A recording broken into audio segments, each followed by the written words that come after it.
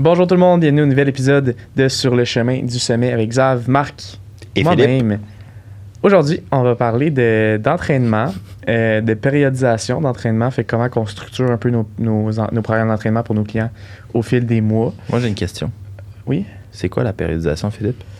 Je sais pas, c'est pour ça qu'on fait le podcast. Il y a besoin d'un cours. Exactement. Fait que Marc va nous expliquer ça. Dans des façons brèves, simples, claires et précises. Ce qui n'est jamais le cas avec Marc. Non, je suis quand même pas super. Je suis moins t'es mieux, merci. Mais c'est juste un plan de match, on va dire, afin de permettre d'atteindre un objectif que la personne s'était fixé. Si la personne, son objectif, c'est de faire un marathon, ben c'est un plan de match pour atteindre le marathon. Si c'est une compétition de bodybuilding, c'est un plan de match pour ça. Si c'est une prise de masse, atteindre 275 livres, on veut pas ça, là, mais on va dire... Toi, l'année prochaine, genre. Exact.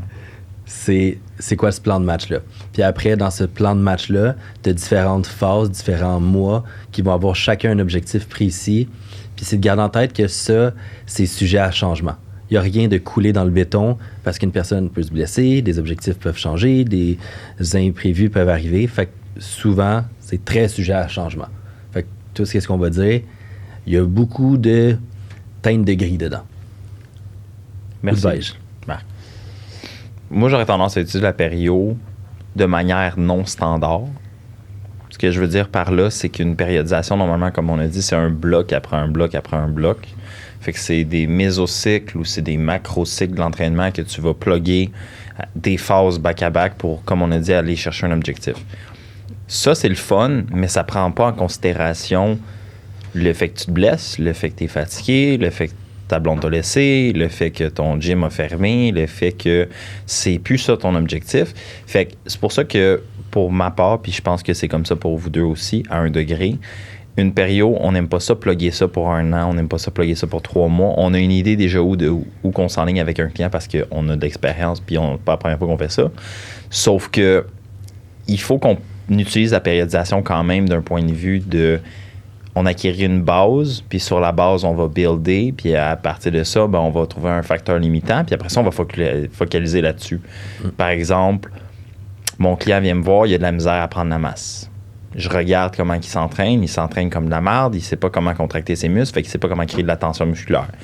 Fait qu'on le sait, la tension musculaire, c'est comme ça que ton corps s'adapte puis prend de la masse.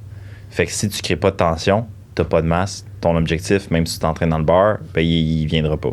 Fait que je prendrais du temps pour faire apprendre au client comment bien bouger. Je le mettrai en pratique. Puis après ça, je ferais prendre la masse. Fait que tu sais, ça serait comme un 3-step. Fait que moi, c'est comme ça que je travaille par rapport à la pério. Et non bloquer des petits blocs de 6-8, 4-6. Technique. C'était toi, ça? Non, c'est exact, c'est ça. Ouais, je suis en train de gérer mon petit... ouais, moi aussi, je fonctionne de même. Genre, souvent, ça va être des techniques de contraction, mettons, les premiers mois. Des arrière corps, des ISO plus rep. Exact. Puis après ça, là, je transige plus vers la prise de masse, mettons. Puis après ça, ben, là, je regarde un peu mois par mois. Mm-hmm. Genre, le mois d'avant, qu'est-ce que j'ai fait, comment t'as répondu. Mm-hmm. Puis je build à travers de ça pour changer un peu le stimulus, mais pas de...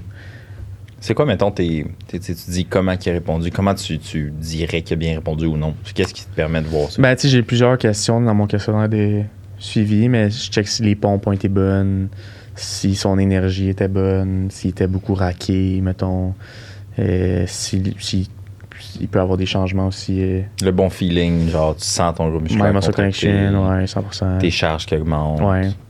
Ton contrôle, tout le kit. Blessure, genre récupération générale. Moi, c'est un peu similaire. C'est devenu avec Eugène, parce que souvent, la majorité des gens vont prendre la périodisation comme extrêmement précise. À dire, bon, ben ce mois-ci, il faut que tu fasses 82% d'intensité avec un upper-lower, 6-8, cluster 6-6-6 en B, puis on va dire 2 séries à l'échec. Puis là, ils sont super précis comme ça. Puis là, après, t'es à, je sais pas, j'avais dit combien % d'intensité. Le mois d'après, t'es à 78, puis après le mois 86. Puis si, c'est tellement trop poussé que, comme Xav a dit, si la personne se blesse là-dedans, tu viens tout scraper ta périodisation.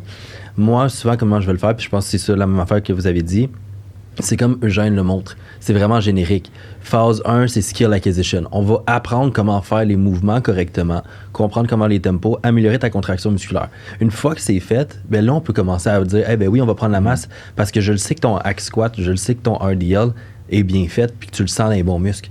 Si tu sens ton RDL dans tes biceps, peut-être pas se poser. T'as probablement plus de biceps. C'est plus vers ça. On va dire, on y va vraiment générique, puis on ajuste en fonction de comment la personne répond. Puis c'est de garder en tête qu'on n'a pas vraiment d'athlètes de haut niveau dans un sens olympique. Si tu t'en vas dans un athlète olympique ou des athlètes de très haut niveau, whatever, oui, là, tu n'as pas le choix d'aller dans des périodisations qui sont extrêmement précises parce que la personne vit juste de ça, puis techniquement, elle fait tout ce qui est en son nécessaire pour ne pas se blesser. Puis si automatiquement elle se blesse, déjà là, c'est définitif qu'elle ne fera pas ses compétitions, ses Jeux olympiques. Donc déjà là, ça, c'est des cas qui sont extrêmes, qui sont à part, qui ne s'appliquent pas à 99,9999% de la population. Mais pour la majorité, je pense que c'est vraiment, comme vous avez dit, de dire... Tu fais de façon générique. Ça, c'est l'objectif des prochains mois, des prochains mésocycles, d'améliorer ta contraction musculaire. Fait qu'on va travailler là-dedans, on va jouer là-dedans. Ça va comment? On tombe en conditioning, on pourra améliorer ta capacité cardiovasculaire. OK, prise de masse. OK, perte de gras. Puis tu joues là-dedans graduellement.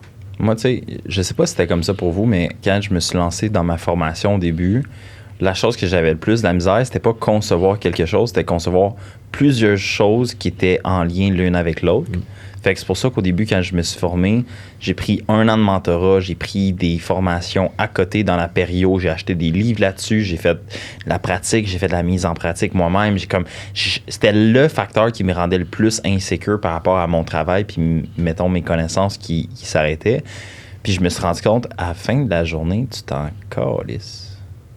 Ce que je veux dire par là, c'est que dans ma tête, il fallait être périodisé, tout ait une raison spécifique, tout soit carré, tous tes exercices, tous tes paramètres, toutes tes variables, tout avait une raison, puis donner un plus ou un moins, puis il fallait que tout soit...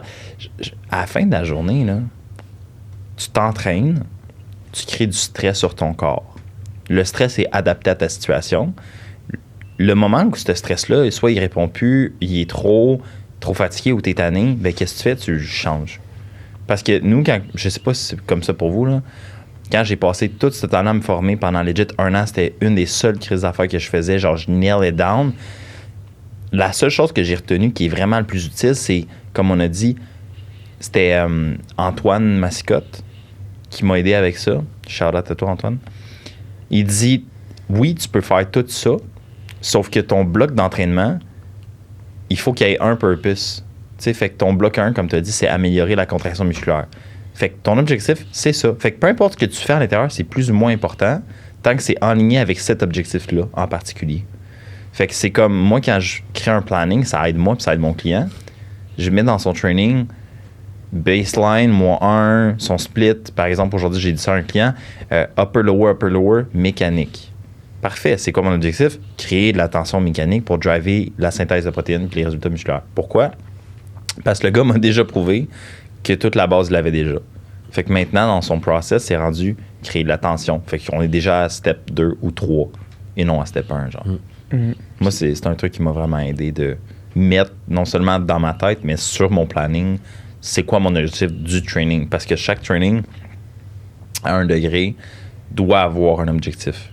Lui-même, vers un gros objectif. C'est comme si un Lego que tu mets pour construire un gros Lego, ben c'est le 3e Lego que tu mets à la bonne place, puis après, ben, tu vas être rendu à ton Lego de fête. C'est intéressant, c'est comme quand on parlait de productivité puis qu'on disait, OK, mais on se fait une to-do list pour la journée. C'est quoi la chose que là, il faut vraiment que j'aille faite aujourd'hui? Oui, ben c'est ton point focal. Tout est lié vers ça ou en partie. Puis après ça, si t'es capable de faire les 2 autres qui suivent, ben là, c'est vraiment plus facile. Moi, c'est une bonne journée, mais c'est le même principe avec un workout. Ouais. Mais legit, écrivez-le dessus. Genre, en tant que coach, ça nous aide comme parce que c'est comme un tatoueur, là, il y a tout le temps une référence quand il tatoue. Ben nous, on est comme baseline, setting, contraction. Cool. On le sait déjà, si contraction, ça, on y va vers là. Bam, c'est fait. Moi, je l'écris dans haut, c'est marqué tout le temps, style 2024, hypertrophie, mec volume, méso 1. Mec volume, méso 2. Mec hypertrophie, méso 3. Genre, mais moi, je mets littéralement, c'est quoi mon objectif dedans? Je le fais pas tout le temps, je le fais occasionnellement. Baseline setting, slash, tension mécanique, c'est pour augmenter la tension mécanique. Tu veux t'entraîner, tu veux crisser ton muscle dans le cul puis qu'il devienne gros, tu sais. Mais si ton objectif, c'est de deloader, c'est de travailler l'étirement, c'est de travailler la mobilité, tu vas le mettre, tu vas l'écrire dessus. Comme ça, ton cerveau, il est juste vers, bon, mais qu'est-ce que je peux faire pour apporter ça au corps? quelle variable musculaire, quelle fonction musculaire je peux utiliser, quelle qualité musculaire je peux utiliser, pourquoi. Puis, c'est ça, tu sais. Je sais pas si vous aviez été comme ça. Moi, quand j'ai commencé, je voulais tellement aller dans des affaires les plus fancy possibles, mais des techniques, genre tellement tout ça, que je prenais pas en compte du background de la personne, de où est-ce qu'elle était, parce que j'étais comme, elle veut juste se faire pousser, elle veut des résultats, blablabla. Fait que je vais mettre les meilleures affaires que je voyais sur papier qui donnaient des résultats, mais au final, j'allais tellement pousser trop loin que ça servait absolument à rien. Maintenant, je vais dans le plus basic. Si je mets des techniques, c'est super rare. Je fais des splits bien, genre, de la prog bien basic. Je la pousse. Je veux voir tes techniques. Je veux que tu m'envoies des vidéos de tes exercices. Je veux m'assurer qu'ils sont vraiment bien faits. Une fois qu'ils sont bien faits, on garde les exercices principaux pendant 3 mois, on va dire. Puis là, je leur explique. Mon but, c'est que tu t'améliores là-dedans. Si, à un moment donné, à chaque mois, je change ton exercice principal, tu n'auras jamais de progression. Fait que je suis là, les exercices accessoires, on les change un peu. On fait une rotation juste pour le fun, même si des fois, tu pourrais les garder puis tu fais juste changer genre, à l'intérieur. Mais je suis comme, on les fait une rotation, puis OK, ben là, après 3 mois, je vais te mettre une technique. Mais les premiers mois, là, c'est des affaires bien basiques. Puis je trouve que depuis que je fais ça, la majorité de mes clientes ont vraiment plus de résultats. Ils ont plus de plaisir aussi. Parce que souvent, il y en a beaucoup qui débutent. Fait qu'automatiquement, des fois, ça devient difficile à dire, faut que je fasse un cluster 8-8 avec drop set mécanique en C. Non, n'importe quoi, là, mais. Là, c'est ça. Ouais, je dis n'importe quoi. Dépend des techniques que tu utilises aussi, là. Je donnerais pas un cluster de niveau. Fait que reste que, on va dire, dépendamment des techniques, il y en a, c'est genre, c'est compliqué, etc. Fait que déjà que les mouvements sont mal maîtrisés, pas pour toutes, là, mais pour. Tu sais, ça revient à si tu reçois un plan, puis tu as comme 8 techniques dessus, puis tu commences. Moi, la dernière fois, j'ai fait des techniques, ça doit remonter à genre 8 mois. Ouais, moi aussi avec mes affaires. Pour toi, tu parles? Ouais, pour moi. Pour des clients, tu sais, je vais employer, mais tu sais, une technique, c'est un autre moyen d'augmenter la tension musculaire. T'as-tu besoin de ça? Non. C'est-tu le fun? Oui. Moi, j'en ai. Ça. Je vais l'implémenter quand le client, tu sais, mettons Nathan. Là, on a un chum Nathan qui travaille avec nous au gym. Le gars, peu importe ce que tu fais faire, il va loader la machine. Lui, j'ai pas le choix de trouver des techniques, des bands, des pauses, des mid-passes, des shorts, des clusters, des triceps, Lui, j'ai pas le choix parce qu'il est sharp de toutes les crises d'aspect. Puis le gars, il est fort, il est genetic freak. Tu sais, comme. Mais si t'es pas comme ça, c'est correct. Fait que t'as pas besoin de faire ça. Complique-toi pas la vie pour rien. Ça va te faire. À moins que ton objectif. Je sais pas si c'est le même, là. À cause des médias sociaux, il y a tellement de monde qui aime ça se complexifier la tête pour fuck all. Pour eux, le fait même de se complexifier la tête, on dirait que c'est rendu un sport puis en tirer du plaisir. Là. Je vais faire plein d'affaires fuckées juste parce que ça a l'air cool. Mais on a vu, là, dépendamment, on n'aura pas de nom, mais genre certains plans d'entraînement de personnes, puis t'es comme... Tabarnak. Des fois, ça n'a aucun sens. Tu lis ça, puis t'es comme... Même toi, tu comprends pas. Pourquoi? Comment tu fais pour réussir? Ben ça se fait pas. Là. Tu rentres dans le gym. Fait que là, tu as un tricep A, B, C avec 3 machines. La deuxième machine, tu fais ça. La troisième... Hey, le big, là, quand tu t'entraînes, si ton cerveau, il bouge puis il pense en même temps, il bougera moins bien ou il pensera moins bien. Arrête de te casser les couilles. Fais l'exercice bien, puis load, puis charge, puis progresse, puis quand ça progresse plus, change-le, puis regarde pourquoi ça marche plus. Tada! Je t'ai donné le résultat à toutes les gains pour le restant de tes jours. Parce que des fois, c'est ça, là, tu checkais, là, il y avait des fois 3 techniques, tri-série, technique, drop set, whatever. Après, t'avais du AMRAP en fin de workout, en CC squat. C'est du méthode bazooka. T'es comme, tabarnak, puis là, on était comme, comment tu fais pour réussir à juste faire ton workout? Je ferais le 3-4 exercices, puis je serais juste fini, je serais même pas capable de continuer. C'est ça, après, il y a la tolérance au volume et des choses comme ça qui rentrent dedans, mais... Ouais, mais faut... On dirait que j'ai comme un... Je suis d'accord pour nous, mettons. Ouais. Mais en même temps, justement, c'est pas un débutant. Tu lui donnes ces techniques-là, il n'y a vraiment pas le même impact que sur nous parce que, justement, ça crée... son potentiel de créer de la tension est tellement moins bon qu'il a techniquement besoin du 3 fois plus que nous. Là, fait que... Mais encore là, c'est comme... Je pense qu'il y a plein de chemins que tu peux prendre. Il y a des arguments à dire, fais-y faire plus de volume parce qu'il recrute moins, puis il charge moins, fait que son volume le fatigue moins que toi puis moi. Puis le fait qu'il fait du volume, ça pratique ses répétitions, fait que théoriquement, il va donner meilleur à faire ses reps. Oui, mais si la personne est vraiment pas bonne à faire ses reps, puis à renforcer une mauvaise habitude ou une mauvaise... Tu sais, ça dépend. C'est comme, à chaque jour, il faut t'ouvrir une nouvelle porte. Ça en esti de dire ça dépend, mais c'est ça pareil. Mais Chris, genre, honnêtement, si tu rencontres un coach, un professionnel, puis il dit ça, c'est bon ou pas bon, Pose-toi des questions. Ben oui, mais demande-y c'est quoi son cheminement. Parce que toi, puis moi, puis toi, on est 3 chums, on a 3 fois presque le même background, mais on a 3 visions différentes. Puis quand ça vient à la période, il y a d'autres coachs qui vont dire non, moi je périodise tout de A à Z. Puis c'est correct. Tant que ça donne ce que tu veux, puis tant qu'à chaque fois tu changes, ben tu as acquis quelque chose. C'est ça. Tu cherches de l'avancement. Tu cherches pas quelque chose, tu cherches pas une technique, tu cherches que la technique va t'apporter. Mais s'il y a d'autres moyens d'apporter ça, mais plus facilement, ça, c'est mieux. Mais par contre, si tu aimes le fait même de faire des clusters, même si c'est pas optimal, mais tu aimes faire des clusters, ben fais des clusters. Si tu vas le faire, puis tu vas avoir des résultats. Moins, mais tu sais, c'est ça. C'est compliqué, Chris. C'est compliqué. On va jamais avoir la vraie réponse. Non. Hein? Mais je trouve aussi, par exemple, que plus que l'objectif que tu veux avoir est spécifique, plus que là, ça peut devenir intéressant d'avoir une vraie périodisation. La structure. Si ton but, c'est de faire un 1 AM dans une compétition de powerlifting, ta périodisation va être nécessaire en crise. Parce que si tu fais juste y aller pour le fun, si ton but, c'est de perdre du poids, prendre un peu de masse, devenir en shape, genre shape de plage, entraîne-toi, mange bien. C'est pas tant nécessaire. Si ton but, c'est de courir un marathon, il te faut probablement peut-être une périodisation un peu plus grande. Si ton but, c'est de courir un 5 km, c'est un peu moins nécessaire. Moi, je vais l'utiliser quand j'ai besoin de l'utiliser. Ouais. Ben, c'est un bon point. Ouais. Parce que moi, mettons, j'ai des clients qui ont des tests physiques, mettons, à passer, mettons, de police. Ils viennent me voir 6 mois d'avance, pas capable de faire de pull-up, leur préhension est à chier, pas capable de tenir la planche plus que 30 secondes, puis ils ont un test Cooper à faire, ils n'ont jamais vraiment couru plus que 2 minutes. Eux, ça va être intéressant. Eux, là, c'est hot pour moi de périodiser, mais c'est vrai. Dans ces cas-là, je vais périodiser. Moi, j'aurais tendance à dire que c'est plus important quand tu viens à un point où tu es avec des athlètes de haut niveau ou des athlètes de performance. Mais tu sais, un athlète de prise de masse, oui, ça passe par la performance, mais la performance fuel l'adaptation.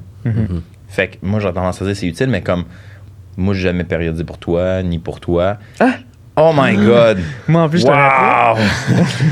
Oui, mais je l'ajustais avec ton mental, ton stress, ta job, ton travail. Tu sais, je pense qu'au fil des années, la vie, la réalité des clients, c'est ce qui va affecter plus la pério. Fait que moi, si je peux me permettre, je vais utiliser le mot périodisation organique. Je vais m'ajuster autour de la clientèle avec qui je travaille. Tu sais, c'est plus vers ça que je m'enligne. Et non de faire de la période standard carré. Tu sais. Vous avez trouvé ça sharp, hein? C'est quoi? Périodisation organique.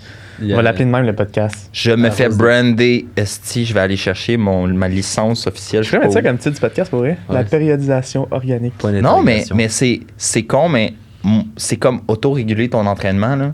Genre, hier, Maya, mon adjointe, une de mes super bonnes clientes, elle vient me voir, elle rentre dans le bureau, mais elle a 2 poches, c'est la grosseur d'un hockey bag en dessous des yeux. Ah, OK. Elle avait l'air d'être morte, man. J'ai regardé mon stock de gym. Big.